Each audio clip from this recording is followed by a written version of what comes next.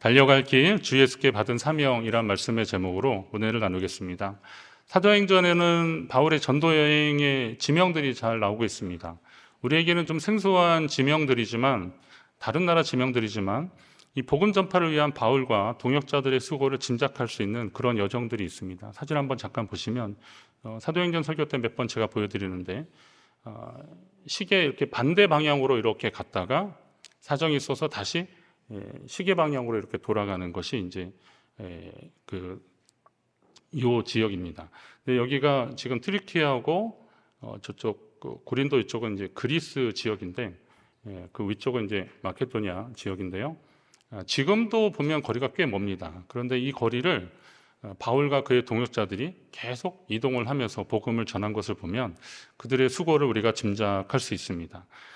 그들이 피곤하고 힘들었겠지만, 그러나 사역의 열매로 맺어지는 성도들을 보고 또 그들에게 들려오는 그들의 소식을 전해져 오는 그들의 소식을 듣고 감사하며 보람차게 그 일들을 계속했을 것으로 짐작이 갑니다. 헬라 지역인 고린도 아가야 지방에서 석 달 동안 머물며 복음을 전파하고 말씀을 가르치다가 다시 이제 수리아 지역으로 가려고 그랬는데 여기에 무슨 사정이 좀 생겼습니다. 그래서 다시 시계 방향으로 돌아서 아시아 쪽으로 건너오는데 드로아에서 밀레도라는 곳에 도착합니다. 원래 바울이 에베소에서 2년 넘게 사역을 했기 때문에 가면 에베소로 갔을 법한데 왜 밀레도로 갔을까 우리가 생각하게 됩니다. 여러 가지 좀 사정이 있었을 겁니다. 에베소에 지난번에 좀 소동도 있었고, 자칫하면 여기서 발목이 잡히면 그가 지금 예루살렘으로 가는 길인데 좀 제 시간에 못 갈 것 같기도 하고, 그래서 밀레도에서 에베소의 교회 장로들을 초청해서 불러서 그들에게 당부와 기도 부탁을 하고 있습니다. 이런 것이 이제 오늘 읽은 말씀의 배경입니다. 전후 배경입니다. 바울은 어쩌면 마지막에 될 수 있는 그들과의 만남에서 하나님이 각자에게 맡겨주신 사명을 좀 확인하고 흔들림 없이 그 길을 가자, 자신에게 맡겨진 사명, 또 에베소 교회 성도들에게도 맡겨진 그 사명이 있음을 확인하고 흔들림 없이 그 길을 가자라는 이야기를 하고 있습니다. 오늘 성도로 살아가는 우리가 마지막까지 붙잡아야 할 그것이 있습니다. 지난 수예배 때 우리 박원식 목사님이 사명에 대해서 설교했는데 맞습니다. 그걸 사명이라고 하는 거거든요. 이 사명을 끝까지 붙잡고, 여러분 일단 그 사명을 확인하시고 이것을 끝까지 붙잡고 주님 앞에 나아갈 때까지 잘 감당하시기를 주의 이름으로 축원합니다. 바울이 예루살렘으로 간다 그랬습니다. 원래 바울은 무교절에 있는 6월절, 6월절 하면서 무교절이 한 주간 시작되는데 원래는 이때에 가려고 했습니다. 그러나 이쪽 지역에 있는 그 유대인들이 바울을 죽이려고 음모를 꾸미고 그러니까 그 소식을 듣고 여러 가지 이제 사정이 있어서 지체가 돼서 결국은 그때 못 가고 오순절, 그때부터 한 50일 지난 그때도 이제 유대인들에게는 큰 절기였는데 이때 예루살렘에 도착하려고 발길을 재촉하는 겁니다. 그러다 보니까 어디 가서 좀 지체될 만한 곳은 피하면서 그렇게 가고 있는 상황입니다.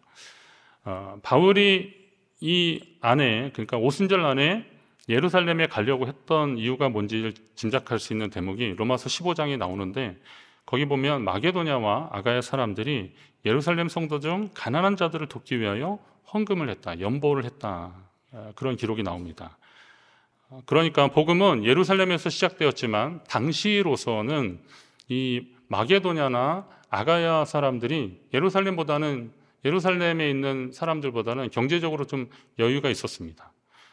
헬라 시대, 로마 시대 지나면서 상업이 좀 번성했고 상대적으로 여유는 있었죠. 예루살렘은 사실 정세도 좀 불안했고, 그리고 그쪽 지역에는 이렇게 뭐가 풍족하고 비옥한 그런 곳이 아닙니다. 그러니까 어려웠는데 흉년, 기근이 들고 그러면 더 어렵습니다. 그러니까 그런 얘기를 들은 이 마게도냐와 아가야 성도들이 그들을 위해서 연보를 했다라는 훈훈한 이야기를 오늘 우리가 접하는 겁니다.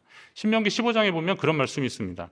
가난한 형제가 너와 함께 거주하거든 그 가난한 형제에게 내 마음을 완악하게 하지 말며 내 손을 움켜쥐지 말고. 이거 어떤 의미인지 아시겠죠? 반드시 내 손을 그에게 펴서 그에게 필요한 대로 쓸 것을 넉넉히 좀 구워주라라는 겁니다. 이게 이제 하나님이 이스라엘 백성들에게 그들 공동체에게 주시는 명령과도 같은 것입니다. 마게도냐와 아가야 성도들은 비록 이방 지역의 형제들이었지만 솔직히 말하면 유대인들은 이방인들을 별로 그렇게 달가워하지 않았고 그랬습니다. 그러다 보니까 이 마게도냐나 아가야 사람들은 저 예루살렘 사람들이 우리를 어떻게 생각하는지는 알거든요. 유대인으로 본다면, 민족적으로 보면. 그러나 그들이 주 안에서 같은 형제요 자매라는 걸 알았기 때문에 그들이 어려워하고 있는데, 그들이 가난하고 힘들어하는데 우리가 가만히 있을 수 있겠느냐라고 하면서 그들을 위해서 지금 연보를 하고 있는 겁니다. 그러니까 형제의 그 어려움을 외면하지 않았다는 것입니다. 전통적으로 교회의 사명은 5가지입니다. 예배, 전도, 봉사, 교육, 친교. 이게 초대교회의 핵심 사역을 요약한 것인데, 예배, 전도, 봉사, 교육, 친교. 우리 주보의 뒤편에도 보면 교회 안내에서 실천 과제에 보면 우리는 한 6가지로 세분했는데 이 내용을 바탕으로 한 겁니다. 그러니까 이거는 웬만한 교회들은 다 교회의 핵심 과제고 실천 과제로 다 하고 있는 겁니다. 저희도 그것을 따르고 있는 겁니다. 자, 그런데 여기에 그 핵심 가치 5대 사명 중에서 잘 보시면 여기에는 다 대상이 있다는 거예요. 대상. 예배의 대상은 누구겠어요? 우리 하나님. 예. 자, 예배의 대상은 하나님이시고 전도, 봉사, 교육, 친교. 이 좀 각각의 대상은 좀 다를 수 있어도 이 전도, 봉사, 교육, 친교의 대상이 있다는 겁니다. 그러니까 내가 있고 너가 있는 거죠. 내가 있고 당신이 있는 겁니다. 이 안에서, 이 관계 속에서 이루어지는 것입니다. 그렇기 때문에 오늘 우리가 건강하게 믿음 생활을 잘 하려면 나만 잘해서 되는 게 아니라 내 앞에 있는 사람도 잘해야 되고 그 사람도 하나님 앞에 은혜와 복을 받아야 되는 겁니다. 내 앞에 있는 사람, 내 옆에 있는 사람이 복을 받아야 그 사람을 통해서 내가 은혜를 공급받을 수 있는 겁니다. 내가 또 은혜를 받아야 그 사람에게 은혜를 나눠줄 수 있는 겁니다. 그렇다면 믿음 안에서 형제가 되고 자매가 된 사람들은 서로를 돌보는 일들을 해야 되는데 이 마게도냐와 아가야 사람들은 그 일을 효과적으로 했다라고 보는 겁니다. 얼굴도 몰라요. 개인적인 관계도 없어요. 그러나 그들을 위해서 돕는 겁니다. 교회가 바로 이런 일들을 해야 된다는 겁니다. 하나님이 맡겨주신 사명에 최선을 다해야 됩니다. 복음을 전파하고 필요를 채우는 일에도 열심을 해야 되는 겁니다. 그런데 이게 물질적인 측면만이 아닙니다. 말하자면 바울의 한성 중에 마게도냐 사람이 건너와서 우리를 도우라라고 한 것은 그 말에 그의 마음이 움직였던 것은 그들의 영적인 굶주림이 있었기 때문에 그렇습니다. 그래서 교회가 이 사명을 계속 감당해야 되는데 복음도 전하고 실제적인 여기 필요를 채워주는 일들을 해야 되는 것입니다. 저희 교회도 각 위원회를 통해서 그 일들을 더 하려고 합니다. 보통 일반 헌금으로도 그 일들을 하죠. 다 하는데 위원회 예물만큼은 그 특성을 가지고 오로지 그 목적을 위해서만 사용하는 예물이라는 걸 좀 기억하십시오. 그래서 좀 구분해서 드리는 겁니다. 어떤 분들이 그 위원회 예물의 성격을 좀 궁금해하시고 그래서 그렇게 하는 겁니다. 그러니까 선교헌금이다 그러면 선교를 목적으로만 하는 것이죠. 구제헌금이다 그러면 우리가 나누고 베푸는 것을 목적으로만 하는 겁니다. 말하자면 교회 정기요금 내는데 그걸 쓰지 않는다는 겁니다. 아시겠죠? 그렇게 되는 겁니다. 장학이나 방송선교나 이런 것은 꼭 그 목적으로 사용한다는 겁니다. 개인적으로 도와주실 수도 있고 또 어디 TV 화면을 보면 거기 도와주는 계좌나 전화번호를 눌러서 도와주실 수도 있는데 그렇게 하실 수 있는데 그걸 또 구체적으로 찾아서 하고 그러는 게 쉽지 않잖아요. 교회는 그것을 효과적으로 하기 위해서 위원회를 운영하고 있는 겁니다. 참고하시기 바랍니다. 우리 교회에 이런 일에 함께하는 분들이 참 많으셔서 감사하고요. 여러분들 기도하는 가운데 한번 잘 생각해 보시고 또 우리가 드려진 예물이 그렇게 사용되어지고 잘 되어져서 그 혜택을 받는 사람들, 그 도움을 받는 사람들이 하나님 안에서 일어나기를 위해서도 같이 기도해 주셔야 됩니다. 그리고 이제 에베소 장로들을 불러서 그들에게 당부를 하는데요. 비록 에베소를 직접 방문하진 않았지만 그들을 부를 정도로 에베소 교회를 향한 바울의 애정이 특별하다는 것을 우리는 압니다. 바울의 에베소 교회를 위해서 기도한 내용을 보면 요즘 말로 말하면 꿀이 뚝뚝 떨어지는데요. 에베소서 1장에 바울이 에베소 교회 성도들에게 안부를 전하면서 그런 얘기를 해요. 그 안에서 너희도 진리의 말씀 곧 너희의 구원의 복음을 듣고 그 안에서 또한 믿어 약속의 성령으로 인치심을 받았다. 그러면서 이로 말미암아 주 예수 안에서 너희 믿음과 모든 성도를 향한 사랑을 바울이 들었다는 거예요. 그래서 내가 기도할 때마다 그것을 기억하고 너희로 말미암아 감사하기를, 하나님께 감사하다, 이런 내용을 하는 겁니다. 자, 이런 내용을 잘 보시면요, 그들이 구원의 복음을 듣고 약속의 성령으로 인치심을 받았다. 그러니까 그들의 구원이 흔들리지 않고 확실해졌다는 거죠. 그리고 그 영광을 찬송하는 삶을 교회가 계속 실행했다는 겁니다. 그리고 나서 성도들이 또 서로 사랑하는 이야기들이 들려오고 있다는 거예요. 믿음이 성숙해지고 그 서로를 돌아보는 일들을 계속하고 있고, 그것이 좋은 소문으로 들려오고 있으니 바울이 이제 전하는 교회들마다 뭐 대상마다 다 하나님께 중보하며 기도할 거 아니에요. 그런데 에베소를 놓고 기도할 때, 에베소를 위해서 기도할 때 그들의 그런 소식으로 인해서 하나님께 감사한 마음이 있었다는 거예요. 혹시 우리 교회를 위해서 누군가 기도하실 때 감사하는 마음이 더 많아졌으면 좋겠습니다. 여러분, 그렇게 되기를 바랍니다. 춘천중앙교회를 위해서 기도할 때 그 교회에 대한 좋은 소문으로 인해서 감사하는 누군가가 있다면 그것도 우리도 복을 받은 거 아니겠습니까? 이런 역사가 계속되기를 바랍니다. 그런데 이게 우리 교회만 유일하고 우리 교회가 최고의 교회가 되자는 말씀이 절대 아닙니다. 주님의 몸된 교회는 어느 교회든 다 소중합니다. 오늘 이렇게 새로 등록하신 분들도 다른 교회 신앙생활 하시다가 이제 이사를 오시거나 다른 사정 때문에 우리 교회를 찾아오신 거잖아요. 우리 교회가 유일한 바로 그 하나의 교회는 아니라는 거죠. 그러나 이런 공동의 가치를 가지고 믿음의 핵심을 가지고 하나님 앞에 달려가는 교회들이 곳곳에서 일어난다면 이건 여러분이 복을 받는 거고 여러분의 자녀들이 복을 받는 겁니다. 왜냐하면 자녀들이 또 어디 이사 가고 그러면 또 그 좋은 교회, 정말 믿음에서 굳건히 사는 교회를 만난다면 그것도 복 아닙니까? 그러면 우리의 자녀들이 그런 교회를 만나기만 위해서 기도할 것이 아니라 외지에 나가 있는 자녀들이 오늘 우리가 바로 그런 교회를 만들기 위해서 힘써야 하는 것입니다. 그런 교회가 하나님 기뻐하시는 교회입니다. 에베소 교회는 바로 그런 발자취, 믿음의 발자취가 있었습니다. 그래서 바울은 그들에 대한 특별한 마음 칭찬하는 거죠. 그런데 그런 마음을 전하는 것에서만 그치지 않고 그들에게 꼭 당부하고 싶었던 말이 있었던 겁니다. 우선 바울이 처음 에베소에서 어떤 마음으로 사역을 시작했는지를 회고하는데, 아시아에 들어온 첫날부터 지금까지 내가 항상 여러분 가운데 어떻게 행하였는지를 여러분이 아신다. 이 대목도 유심히 잘 읽었는데요. 그가 에베소에 갔을 때 거기 한 석 달 동안 해당해서 복음을 전하다가 막 쫓겨났잖아요. 여러 가지 저항을 만났잖아요. 그래서 도란노 서원에서 말씀을 가르치는 사역을 계속했는데 바울이 거기서 한 2년 넘게 사역을 했습니다. 그러면 앞에 석 달, 뭐 그것 따진다면 다른 기록에 하면 거의 한 3년을 에베소에서 그가 계속 통틀어 사역을 한 것으로 보게 되는데, 그런데 그런 과정에서 바울이 그냥 말씀만 24시간 계속 가르쳤을까요? 24시간 말씀만 가르치진 않았을 겁니다. 그는 그들과 함께 밥도 먹었을 것이고 또 필요하면 일도 했을 것이고 이런저런 일을 하는데, 그런 과정 속에서 바울이 어떻게 말씀대로 살아갔는지를 봤다라는 겁니다. 그리고 모든 겸손과 눈물, 유대인의 관계로 말미암아 당한 시험을 참고 주를 섬긴 것, 겸손과 눈물 가운데 그리고 여러 가지 시험 가운데 주를 섬긴 것을 그들이 함께 봤다라는 겁니다. 그리고 공중 앞에서나 각 집에서나 하나님의 말씀을 전하는데 그는 최선을 다했다라는 거죠. 그래서 이러한 일들이 바울이 에베소에서 했었던 일들인데, 이런 이야기를 옛날 이야기 회고하면서 옛날 장면들을 회고하면서 쭉 말씀을 나누는 건 뭐냐면, 우리가 하나님 안에서 함께 했던 세월들이 그냥 인간적으로 그냥 만나고 헤어지는 그런 순간들이 아니라 주의 일 가운데 그리고 하나님 안에서 함께 했던 소중한 시간들이 그것이 바탕이 되어서 하나님이 우리에게 원하시는 것이 있다라는 겁니다.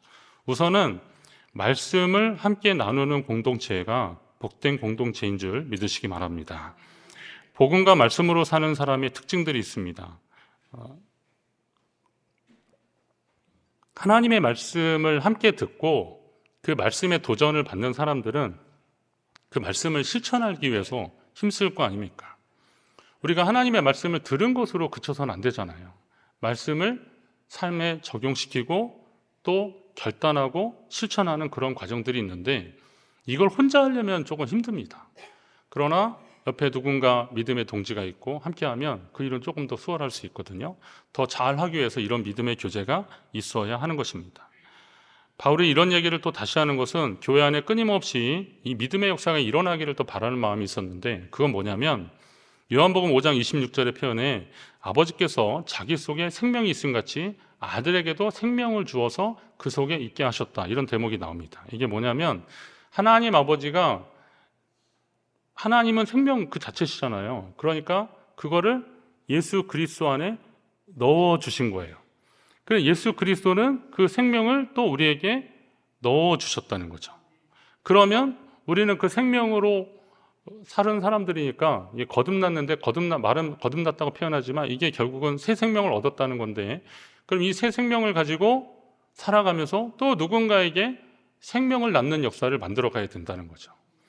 교회는 이 생명의 역사가 계속 일어나는 것이 되어야 한다는 겁니다. 여러분, 지금 인구 절벽이라고 그러잖아요. 러시아에서는 그 결혼해서 애기 안 나면 세금을 더 내게 하겠다고 뭐 이런 법을 지금 다시 추진하겠다는 거예요. 근데 우리나라에 그거 하면 난리 날 겁니다. 왜냐하면 왜 그렇게 하냐 그랬더니 출산율이 한 1.5 정도래요. 그거 가지고 그러는데 우리나라는 몇인지 아십니까? 출산율이 0.7 몇이에요. 김태래 집사님은 자랑스럽게 얘기하는데 애 셋 있는 사람은 막 그렇게 얘기하시는 것 같아요. 근데 이게 이제 인구 절벽인데 이게 교회에도 영향이 있습니다. 이전과 지금하고 또 달라요. 그리고 지금 세대에서 또 가뜩이나 지금 세대는 어떻게 되겠습니까? 종교성하고 점점 멀어지는 세대더라고요. 이게 지금 우리가 더 심각하게 기도해야 되는 겁니다. 우리가 하나님 앞에 이 부분을 정말 기도하셔야 됩니다. 저 같은 사역자들은 이 부분을 계속 예의주시하고 있긴 한데요. 근데 이게 교회의 현실입니다. 그러면 하나님의 이 역사는 끝나버릴 것이냐? 그건 아니잖아요. 주님 오실 때까지 계속해야 되는데, 그러려면 어떻게 해야 돼요? 우리가 뭐 단순히 아이를 많이 낳자 이런 얘기 아니잖아요. 생명이 생명을 낳는 역사를 계속 만들어 가야 되는 거예요. 우리 안에 있는 예수 그리스도, 우리 안에 충만한 예수 그리스도의 그 생명으로 그 복음을 전함으로 인해서 또 다른 누군가가 예수를 믿게 되고 하나님의 자녀 된다면 생명이 생명을 낳는 역사가 계속되는 것입니다. 여러분, 하나님께로부터 받은 그 생명을 나눠주신 예수님을 따라가는 저와 여러분이라면 여러분에게 있는 그 생명도 나누어져서 생명이 또 다른 생명으로 맺어지게 되기를 간절히 바랍니다. 우리 교회에 이 생명의 역사가 계속 일어나기를 주의 이름으로 축원합니다. 마지막으로 사도 바울이 어떤 각오로 사역에 임했는지를 알 수 있는 그런 대목이 나오는데요. 사실 지금 에베소 교회 장로들과의 만남은 그가 살아있는 동안의 마지막 만남입니다. 그걸 예상하고 있어요. 22절 이후로 보면, 보라, 이제 나는 성령에 매여 예루살렘으로 가는데 거기서 무슨 일을 당할지 알지 못하노라. 오직 성령이 각성해서 내게 증언하여 결박과 환란이 나를 기다린다 하신다는 거예요. 나중에 이제 가는 길에 가이사랴 들렀는데 거기에서도 예언하는 사람들이 바울에게 이런 비슷한 예언을 또 해주는 거 보면 하나님은 그의 여정 가운데 그것이 있다는 것을 여러 경로로 계속 알려주고 계시는 겁니다. 결박과 환란이 나를 기다린다. 지금까지도 그런 일을 계속 당했는데 지금보다 더한 결박과 환란이 그를 기다리고 있다는 것을 지금 성령이 가르쳐 주십니다. 보통 이 정도 경고 말씀을 들으면 조심하라는 정도를 넘어서 아예 좀 상황을 피하고 싶은 것이 사실입니다. 그렇게 알려주시니까 내가 글로 가면 안 되겠구나 라고 할 수도 있겠죠. 사실 뭐 지금 고린도 지역으로 가려다가 다시 돌아간 것도 유대인들의 음모 소식을 듣고 간 거잖아요. 그렇기 때문에 이렇게 피할 수도 있는데, 그런데 바울이 지금 예루살렘으로 가는 거는 피하지 않아요. 이거 왜 그랬을까? 나중에 예루살렘에서 로마로 가서 복음을 전하게 하려고 하는 하나님 뜻이 있는 것을 통해서 우리는 그래서 그랬구나라고 깨닫게 되지만, 아무튼 일단 바울은 자기가 그 일을 하는 데 있어서 어려움이 있었지만 그 어려움을 겁내거나 피하지 않고 그 어려움에도 불구하고 그 일을 하려고 하는 것은 그것이 그의 사명이었기 때문에 그렇습니다. 내가 달려갈 길과 주 예수께 받은 사명, 그 하나님의 은혜의 복음을 전하는 일을, 증언하는 일을 마치려 하면은 나의 생명조차 조금도 귀한 것으로 여기지 아니하노라. 이게 바울의 고백이더라고요. 그러니까 이게 뭐냐면 그는 예수 그리스도의 복음을 증언하는 일이 자신의 사명이고 그 일을 위해서 지금 달려가고 있는데, 이 달려가고 있는 일들 가운데 있는 환난과 박해, 고난, 핍박, 그 어떤 어려움도 하나님 주신 이 사명보다 더 중요하지 않다라는 거죠. 그러면 그것을 감당하기 위해서 나의 생명조차도 귀한 것으로 여기지 않고 하나님께 드릴 수 있겠다라는 그런 다짐을 하는 겁니다. 우리 삶의 궁극적인 목적이 무엇일까요? 정록 쪽에서 교과서처럼 사용하는 웨스트민스터 신앙고백에 보면 사람은 결국 하나님의 영광을 위해서 창조되었다라는 겁니다. 그게 뭐 어떤 특별한 교단만에 쓰는 말이겠습니까? 저와 여러분은 하나님의 영광을 위해서 지음받은 존재들이고 주를 찬송하도록 지어주셨음을 믿으시기 바랍니다. 그러면 하나님의 영광을 위해서 지음받은 존재들이라면 오늘 우리의 삶의 목적이 분명해야 되는 거죠. 그러니까 삶의 목적은 나의 만족과 나의 기쁨이나 나의 안위가 아니라 어떤 형태로든 주님과 관계된 것이 되어야 이게 맞다는 것입니다. 이건 사역자만의 이야기들이 아니에요. 여러분, 예수 그리스도로 구원받은 여러분에게도 해당되는 말씀입니다.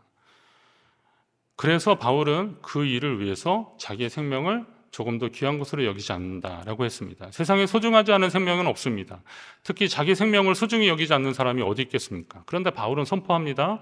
나의 생명은 조금 더 귀하지 않습니다. 왜냐하면 이미 예수 그리스도의 복음을 전하는데 바치기로 작정했기 때문입니다. 라는 이야기를 지금 하고 있습니다. 세례 요한도 이런 이야기를 합니다. 요한의 제자들이 어느 날 와서 선생님, 아니 얼마 전까지 선생님에게 세례를 받던 저 사람들이 예수라는 분한테 가서 그 말씀을 듣고 있다고 이런 얘기를 하는 겁니다. 요한의 제자들 입장에서는 좀 괘씸했을 겁니다. 얼마 전까지는 요한이 선지자라고 막아서 그에게 세례받고 막 그러더니만 갑자기 예수님이 사역하기 시작하니까 그리로 간 거예요. 그러니까 제자들 입장에서는 좀 섭섭한 거죠. 배신감을 느끼고. 그래서 선생님께 약간 좀 고자질하듯이 그렇게 했는데 요한이 그런 얘기하는 거예요. 나는 그리스도가 아니에요. 저는 언제 이 말씀 묵상하다가 요한의 그 심정을 좀 알겠더라고요. 여러분 어디 가셔서 조금 대접받고 환영받으면 좀 우쭐하지 않으십니까? 식당에 갔는데 어느 식당에 갔더니만 그 프랜차이즈 식당인데요. 무릎을 꿇고 주문을 받더라고요. 그래서 왜 그러세요? 막 그러니까 제가 이제 놀래가 왜 그러시냐고 그랬더니 괜찮습니다. 막 그러는 거예요. 근데 알고 보니까 저한테만 그런 건 아니고 원래 그 식당의 방침인가 봐요. 근데 좀 약간 저는 좀 너무 당황스러웠거든요. 그리고 막 뭐 하나 땅그락 떨어지니까 그냥 바로 와가지고 이렇게 건네주고 그러는데 맹점은 있죠. 좀 비싸다는 거죠. 그런 식당은 좀 비싸단데 그래도 그런 대접을 받으니까 고맙더라고요. 그리고 또 인사를 하는데 뭐 꼭 그런 건 아니지만 뭔가 좀 된 것 같더니 참 그런 대접받는 게 우쭐하잖아요.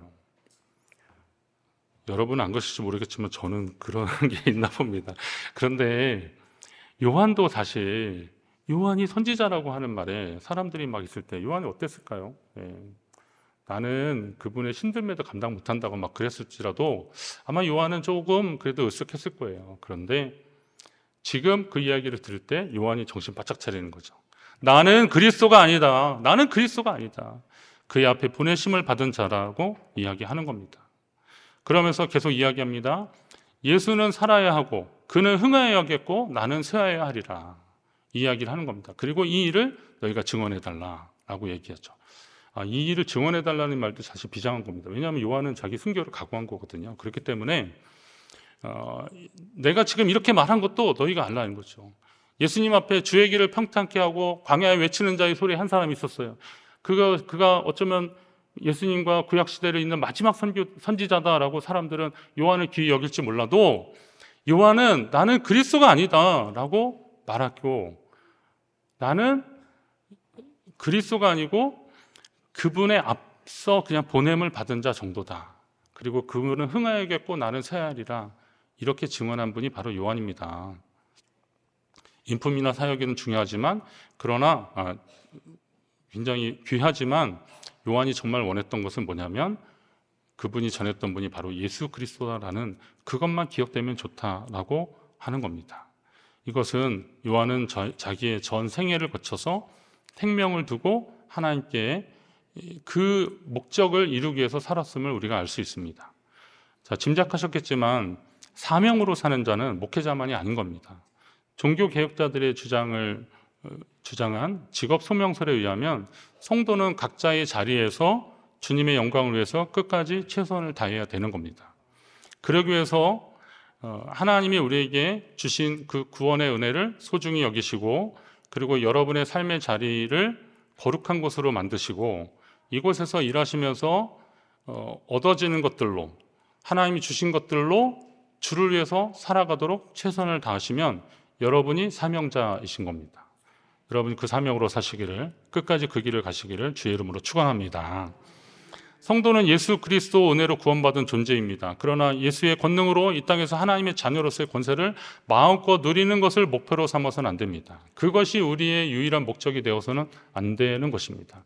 우리의 왕의 자녀면 그것도 역시 왕의 권세를 가진 건데, 하나님이 왕이시고 그분의 자녀면 우리도 왕의 자녀로서의 권세를 가졌잖아요. 그러나 이 왕의 자녀의 권세를 이 땅에서 그냥 떵떵거리면서 누리는 것, 하나님 주신 것으로 그냥 만족해하고 기뻐하는 것으로 끝나는 삶이 아니라, 하나님이 우리에게 주신 것을 가지고 생명이 또 다른 생명을 낳는 일에 사용하시라는 거예요. 그게 사명자의 태도인 겁니다. 성도는 예수로 말미암고 예수님 때문에 예수님을 위해서 생명을 바치는 사람들입니다.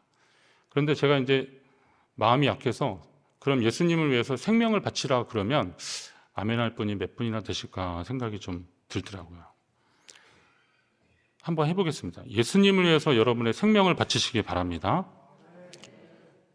반은 더 되신 것 같아서 이 얘기는 그럼 하면 안 되겠는데, 만약에 생명을 바치라는 게 부담이 된다 그러면 이걸 조금 더 다르게 표현한다면, 여러분의 삶의 우선순위에서 가장 높은 곳에 주님을 두시라는 거예요. 주님이 여러분의 삶의 가장 높은 곳에 계셔야 한다는 겁니다. 그 외국인하고 이렇게 엘리베이터를 탔는데 그분이 깍듯하게 저한테 After you 그러더라고요. 뭐라는 거예요? 당신 먼저 내리라고 그러는 거예요. 영어 회화로만 들었는데 제가 After you를 막상 받으니까 되게 막 그렇더라고요. 그래서 당신 먼저 가시라고 막 그랬는데도 자꾸 그러는 거예요. 내리고 나서 한번 생각했어요. After you인데 나는 당신 다음이다 이런 말이잖아요. 그러면 After you 하고 나면 당신 먼저 내리시라 그러면 뒤따라 내리는 사람은 누구예요? 저잖아요. 제가 내리는 거잖아요. 그러니까 주님이 먼저입니다 라는 말은, 다시 말하면 저는 주님의 뒤를 따라가겠습니다 라는 말입니다. 그럼 이제부터 한번 하겠습니다. 주님이 먼저입니다. 네, 주님이 먼저입니다. 선언하십시오. 그리고 주님께 말씀하십시오. 그러면 저는 주님을 따라가겠습니다. 제가 주를 따라가겠습니다. 이것이 여러분이 달려갈 길입니다. 주님이 가신 길입니다. 사실 그렇게 우리가 환난과 핍박, 고난, 어려움, 시험 여러 가지 생각을 할 수 있지만, 알고 보니까 그 길은 먼저 주님이 가신 길이었더라고요. 그리고 우리가 고백하는 거죠. 주님이 먼저입니다. 그러면 우리는 그 뒤를 따라가는 겁니다. 주님이 그 뒤를 따라오는 사람들 그냥 놔두시겠습니까? 보혜사 성령으로 함께 하시고 도우시고 인도하실 것입니다. 여러분이 주님이 먼저입니다. 먼저 선언할 때, 그 사명자의 길 가려고 할 때 하나님이 함께 하시고, 저와 여러분 우리 교회가 끝까지 이 사명 감당하시기를 주의 이름으로 축원합니다.